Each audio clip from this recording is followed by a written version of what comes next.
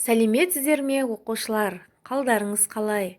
Қазір бізде әдебиеттік оқу сабағы. Бүгінгі сабағымыздың тақырыбы үлкендерді тыңдаймын. Алдымен балалар, берілген мына нақыл сөздерге назар аударайық. Сен үлкенді сыйласаң, кіші сені сыйлайды. Үлкенге құрмет, кішіге ізет. Ендеше балалар, осы нақыл сөздің мағыналары қандай екен? Тамаша, біз күнделікті сабағымызда үлкенді сыйлау керек екенін, оларға әдептілік таныту керек екенін, кішіні маңдайынан сипап, оларға қамқор болу керек екеніміз туралы үнемі айтамыз. Және де сіздерге де үйде ата-аналарыңыз дәл осындай айтады деп мен сенемін. Және де сендердің күнделікті естіген ақыл сөздеріңізді күнделікті өмірде іске, тәжірибеге асырып жүргендеріңізге мен сенімім мол. Олай болса, мысық пен тышқан ертегісіне назар аударайық. Мен оқимын, ал сіздер мұқият тыңдаңыздар. Мысық пен тышқан ежелден ақ бір-біріне өш болыпты. Бір күні мысық іздеп барып тышқандарға жар салады. Бұдан былай араздықты қоялық, тату өмір сүрелік. Сол үшін біздің ауылға келіңдер, құшақ жайып қарсы аламыз, сый-сияпат көрсетеміз. Өтірік сөзді судай сапырып, тышқандардың делебесін қоздырған соң, мысық кетіп қалады.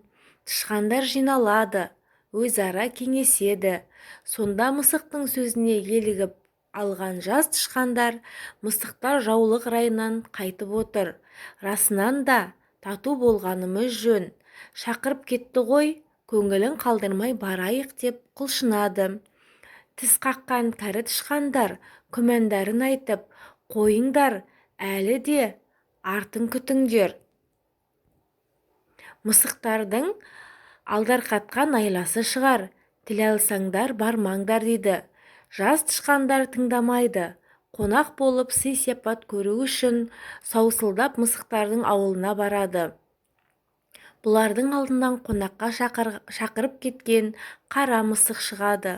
Қош келдіңдер ағайындар, мұна үңгірге кіре беріңдер. Бұл біздің үйіміз деп өзі бастайды. Тышқандардың бәрі кіріп болғаннан кейін мысықтар үңгірдің аузын бекітіп тастайды. Аңқаулар, амалымызды астырдық па деп тепсінеді де мысықтар лап қояды. Сол арада тышқандарды қырып салады, ал кәрі тышқандар аман қалады. Содан бері бәрі таппаған ақылды кәрі табады деген сөз қалыпты. Үлкендерді тыңдаған ұтылмаса керек.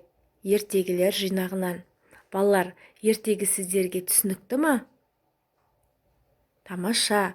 Олай болса, балалар, 3-ші тапсырмаға қараймыз. Ертегідегі нақыл сөзді тап, оның мағынасын түсіндір дейді. Ендеше балалар, ертегіде қандай нақыл сөз айтылған? Әрине, бәрі таппаған ақылды кәрі табады дейді. Ендеше балалар, осы нақыл сөздің мағынасы қандай екен? Өз ойларыңызды айтсаңыздар. Тамаша балалар, сендердің ойларыңыз маған ұнады. Әрине, үлкен адамның ақылын тыңдау керек. Не дегенмен олар көпті көрген, өмірді көрген қариялар, ол әрісті олар ақылмен ойлап отырады, ақылмен шешеді. Сондықтан да сіздер болашақ өмірлеріңізде үлкен адамның, қарттардың айтқан, ата-аналарының айтқан ақылдарын мұқият тыңдаңыздар.